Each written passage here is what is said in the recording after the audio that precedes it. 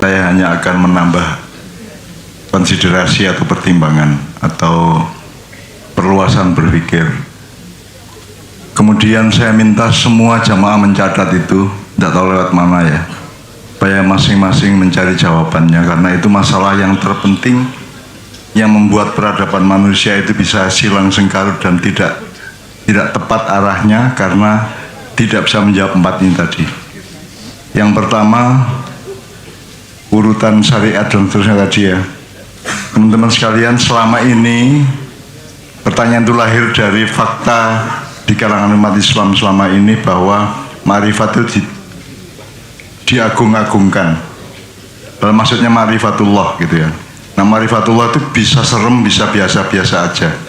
Kalau Anda melihat hukum yang berlaku pada jasad Anda aja kan Anda ketemu Allah, ketemu hakikat Allah kan gitu. Nah, kalau secara kultural, akulturasi atau pembudayaan Islam, yang pertama mesti anak kecil kita ajari untuk melakukan syariat dulu gitu ya. Tapi kalau kita ngomong ilmu dan pengembaraan batin hidup, maka yang nomor satu itu ma'rifat. Ma'rifat itu artinya jangan diserem-seremkan. Ma'rifat itu sesuatu yang diketahui. Berarti ma'rifat itu pengetahuan atau sains, atau bahasa Jawanya kawruh gitu ya. Kawruh, sesuatu yang diwerui gitu.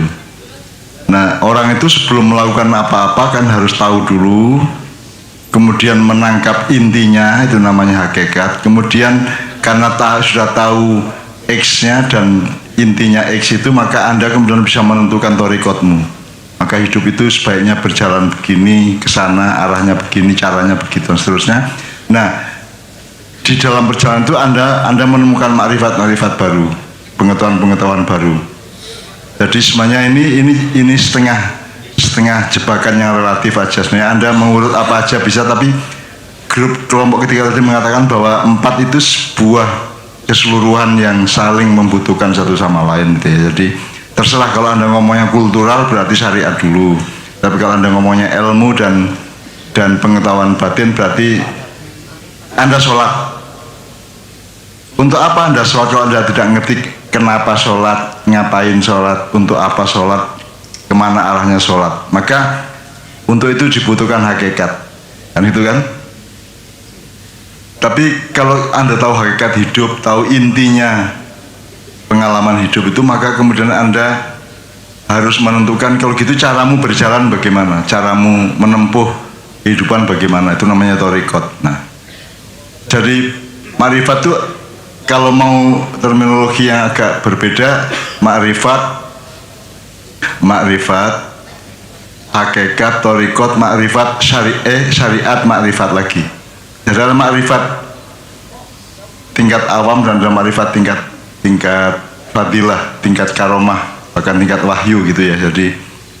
Jadi bayi punya pengetahuan tapi beda dengan sarjana berpengetahuan. Jadi yang kelima, jadi ma'rifat, syariat, ma'rifat, hakikat, thariqat, syariat, ma'rifat lagi ya. Jadi ada dua level ma'rifat. Jadi ada pengetahuan bayi, balita, pengetahuan anak kecil, dan pengetahuan dewasa, pengetahuan tua. Kalau dalam budaya Anda tahu bahwa ada ilmu cah cilik, ada ilmu ni wong dewasa, ada ilmu ni wong tua. Kalau bahasa Jawa ya. Jadi Anda di sini saya kasih jalan tol untuk mengerti ilmunya orang tua. Artinya ilmu yang dulunya hanya bisa dicapai melalui jangka waktu yang panjang, sehingga Anda tidak perlu repot-repot. Kemarin sudah ada orang tua, Anda tinggal belajar kepada orang tua, maka Anda tidak perlu menempuh seperti mereka. Anda sudah mengetahui intinya ilmu orang tua. Artinya orang tua itu, orang setua saya ini kan sudah tidak bisa ditipu lagi oleh kehidupan macam-macam itu, oleh yang enggak gitu loh. Kita sudah nggak tertipu lagi gitu loh. Nah, Ma'iyah ini kasih jalan tol untuk bersegera mengetahui ilmu orang tua, meskipun tetap perlu penghayatan ya. Jadi ketiga-tiganya menurut saya tidak ada yang salah. Kalau ngomong salah benar, ketiga-tiganya punya kebenarannya masing-masing ya. Kemudian jadi sekali lagi, kalau mau agak lebih deskriptif ya, ma'rifat, hakikat, thariqat, syariat, ma'rifat lagi. Itu terus menerus terus menerus gitu ya, sampai menjadi suatu bulatan innalillahi wa inna ilaihi rajiun gitu ya. Oke. Kemudian soal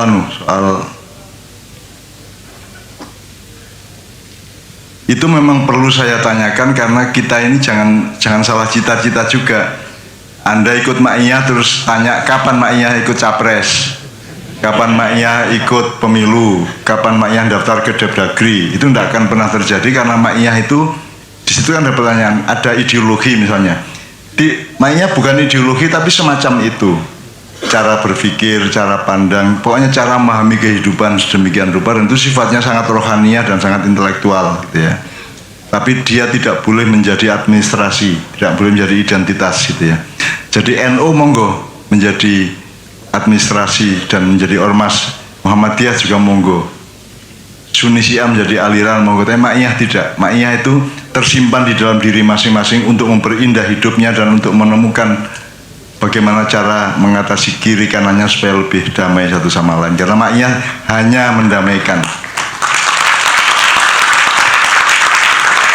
Saya tadi cerita mengenai keris Kiai Sangkelat dan tombak Kiai Bancak tadi itu diberikan karena menurut mereka saya yang didhawuhi oleh para leluhur untuk bisa mengislah keadaan di Indonesia. Jadi nanti yang kalau ada bentrok-bentrok, ada macam-macam, nanti saya yang akan bertugas untuk mendamaikan mereka dan untuk mempersatukan mereka kembali kan gitu. Karena sebelumnya saya sudah lakukan itu pada tahun 1998 waktu reformasi.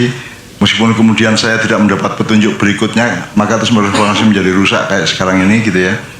Tapi mungkin akan ada periode lagi di mana kita yang akan menjadi muslihin, orang yang mendamaikan kembali, mengkompakkan kembali, mempersatukan kembali, mententramkan kembali semua pihak satu sama lain. Jadi makanya Ma'iyah tidak boleh jadi pihak. Ma'iyah berpihak kepada semuanya, bahkan bukannya kepada semua umat Islam, kepada semua umat manusia. Jadi sebenarnya berlaku seluruh dunia aslinya gitu ya. Tapi kan kita tidak punya maintenance untuk sampai ke tingkat dunia. Oke. Tapi paling tidak Anda punya jiwa muslih, jiwa untuk islah, jiwa untuk, karena Anda menjadi orang soleh. Soleh itu artinya bukan sekedar baik, soleh itu dia selalu memperbaiki keadaan.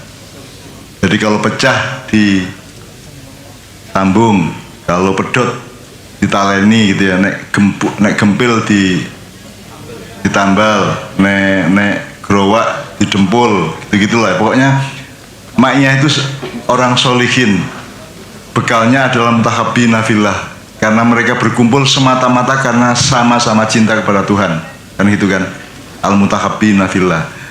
Itu kita berkorban untuk tidak menang sama siapa-siapa. Kemenangan kita adalah kepada hidup kita sendiri masing-masing. Itu ya. Itu karena Ma'iyah tidak punya masalah dengan dirinya sendiri. Anda tidak punya masalah dengan ambisi Anda. Anda tidak terganjal oleh ambisi politik, Anda tidak terganjal oleh ambisi harta benda dan seterusnya. Meskipun kemudian saya pungkasi dengan pertanyaan mengenai dunia akhirat tadi, karena kebanyakan orang karena sekuler itu cara berpikirnya linear. Kan dunia dulu baru akhirat ya, meskipun dia tadi sudah menjelaskan dunia hanya bagian material dari akhirat. Tapi kan kebanyakan orang itu merasa bahwa dia menempuh dunia untuk mencapai akhirat.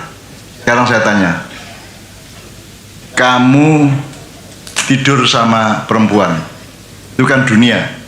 Tapi kalau kamu nikah sama perempuan, terus salah satu pekerjaannya meniduri perempuan istrimu, itu nilai akhirat tuh enggak? Ibumu punya anak kamu, itu urusan jasadnya dunia. Tapi kan anakmu kemudian mencium tanganmu dan cium tangan ibunya gitu ya. Itu kan nilai akhirat. Jadi dunia ini hancur kalau tidak pakai nilai akhirat. Maka yang benar tadi yang ketiga tadi, dengan nilai akhirat kita menempuh kehidupan dunia akhirat. Jadi selama ini orang berpikir akhirat itu besok-besok, jadi belum saatnya kan gitu kan. Enggak. Sekarang pun kita sudah melakukan akhirat, misalnya kencing cewoi, beol cewok, itu nilai akhirat, bukan nilai dunia.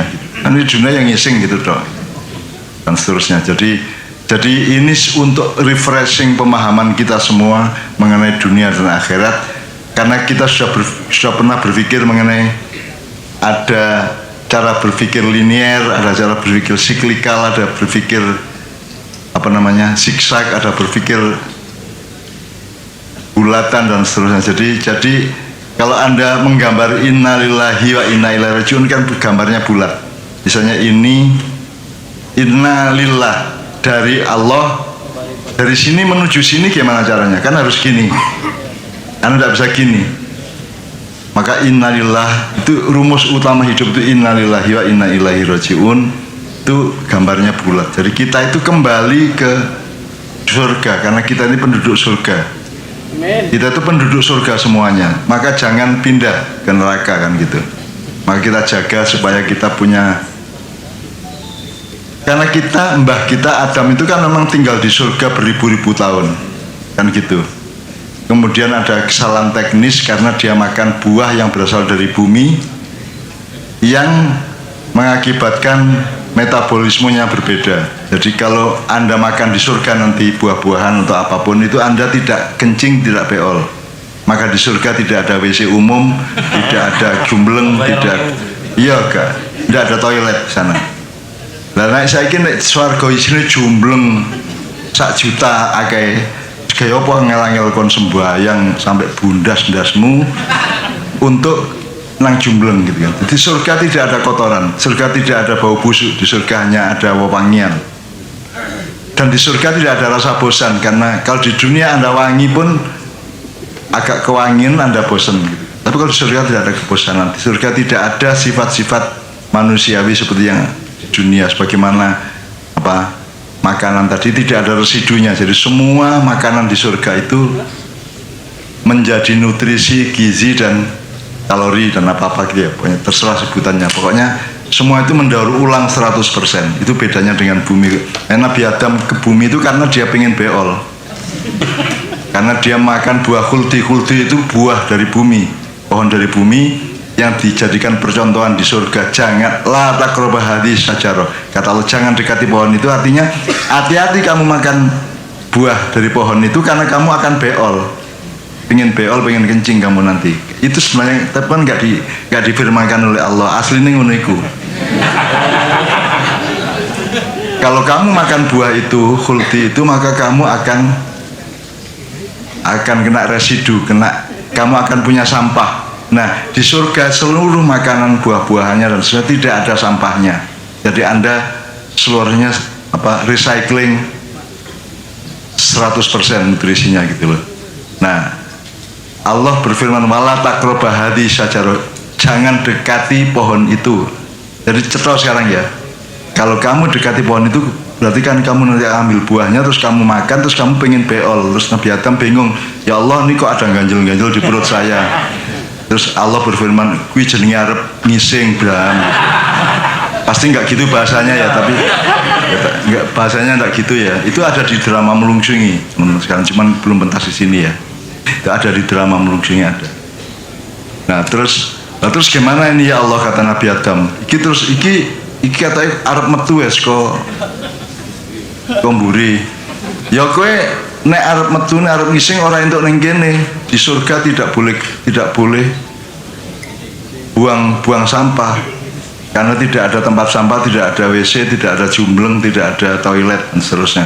Kamu harus ke bumi. Maka Adam diantarkan oleh malaikat Israel ke bumi dalam keadaan kebelet nesing.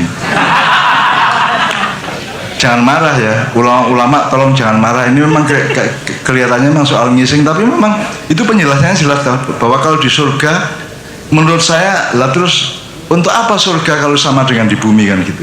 Untuk apa ya surga yang tidak ada itunya dong, tidak ada sedih gitu, tidak ada. Yang ada cuma ma'iyahan, artinya kita bermesraan terus kan, bergembira terus ya. Diskusinya juga di sana tidak ruwet-ruwet. Enak pokoknya diskusi ini paling kan kalau widadari piro bengi iki. Ya, jadi tidak ada orang cari kerjaan, tidak ada debt naker di surga, tidak ada perusahaan-perusahaan yang menampung tenaga kerja. Di surga semuanya beres, kun fayakun gitu ya. Anda membayangkan apa terjadi? Menurut saya begitu. Kalau enggak terus gimana surga itu? Nek surga pada kene lha apa ngel-ngel rono. Bos nek kene ngerampok sing akeh kan gitu. Kalau tidak ada nilai akhirat, untuk apa tidak ngerampok? Kalau hanya ada nilai dunia, ya sudah ngerampok aja, berbuat semau-maunya aja.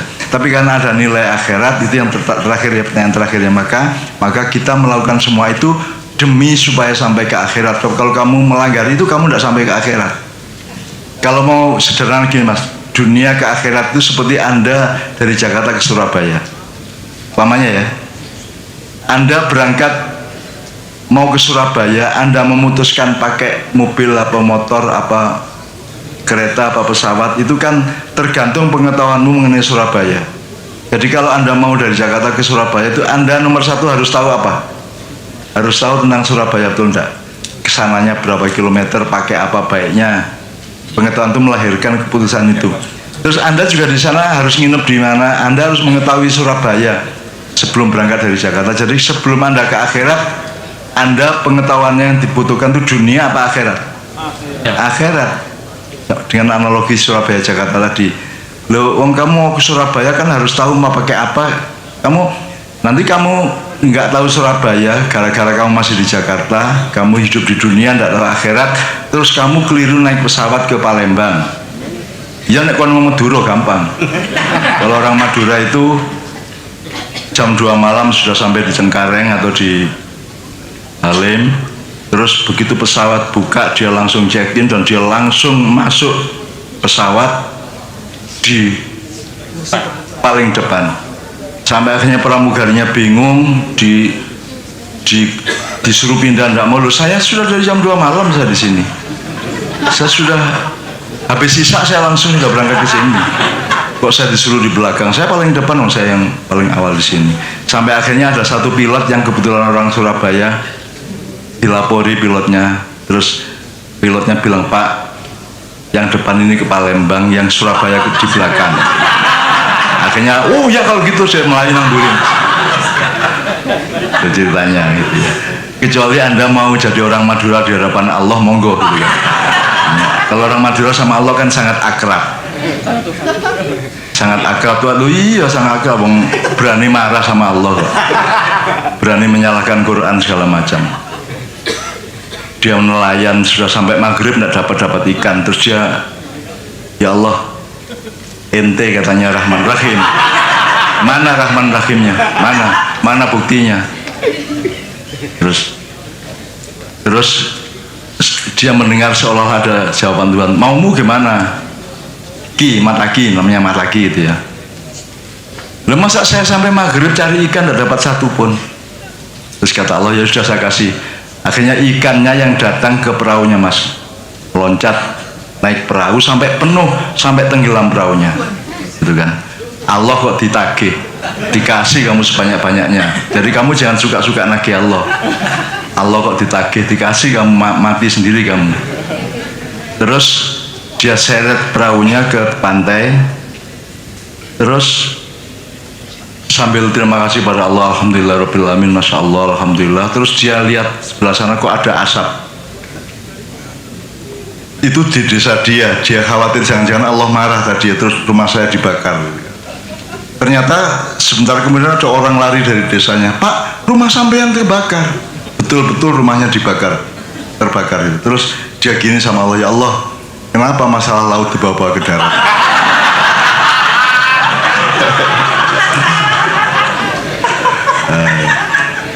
Ya Anda harus punya keakraban seperti itu sama Allah. Ya, insya Allah nggak apa-apa, asal jangan kurang ajar. Pokoknya rasional aja gitu loh. Iya, jadi teman sekalian, oke, saya tambahin ini untuk menambah konsiderasi, menambah pertimbangan aja. Tapi tolong teman-teman mencatat itu semua, entah lewat webnya Genduri Cinta atau lewat apapun. Nah, malam ini menurut saya sudah sangat lumayan, ada beragam jawaban dan sebenarnya intinya yang beliau semua 3 kelompok tadi katakan adalah bahwa seluruhnya itu satu entitas, seluruhnya itu satu keseluruhan. Jadi hakikat, makrifat, thariqat, syariat, semua itu sebenarnya itu tidak bisa berdiri sendiri-sendiri. Nggak mungkin Anda melakukan syariat tanpa hakikat, tanpa makrifat, dan tanpa thariqat. Itu kan bagian dari thariqat juga sholat itu, gitu kan. Tidak mungkin Anda melakukan thariqat tanpa hakikat, tanpa menyadari apa ini kan gitu. Dan tidak mungkin Anda melakukan thariqat syariat hakikat tanpa mendapatkan makrifat atau tanpa berangkat dari makrifat. Dari makrifat dua, yang awal sama yang akhir kan itu. Itu makanya jalannya itu muter kan gitu kan. Itu teman sekalian, ya alhamdulillah amin. Saya bangga dengan KC pada malam hari ini karena saya tadi karena semua jawaban tadi itu sudah sangat ma'iyah, dan itu saya kaget. Potongan di preman arek-arek iki.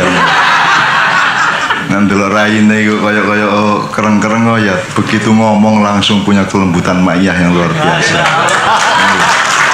Jadi saya bangga meskipun saya itu kadang-kadang ngersulo juga kepada Allah gitu. Ngersulo juga gitu ya. Tapi ngersulo sedih kadang-kadang agak putus asa dan saya sembuhkan sendiri ya. Kan putus asa itu boleh untuk keadaan dunia, tapi tidak boleh untuk pertolongan Allah. Kalau Allah akan menolong tuh harus Anda yakini Allah pasti menolong. Bahwa Anda putus asa sama Indonesia tidak masalah, tapi jangan lupa bahwa Allah pasti menolongmu. Makanya terakhir-terakhirnya kita banyak lantunkan hasbunallahu ni'mal wakil ni'mal nasir. Wa kafa billahi ilaha wa kafa billahi rabba wa kafa billahi waliya wa kafa billahi wakila nasiro dan seterusnya gitu ya. Teman sekalian, saya kira malam ini sudah sangat bagus.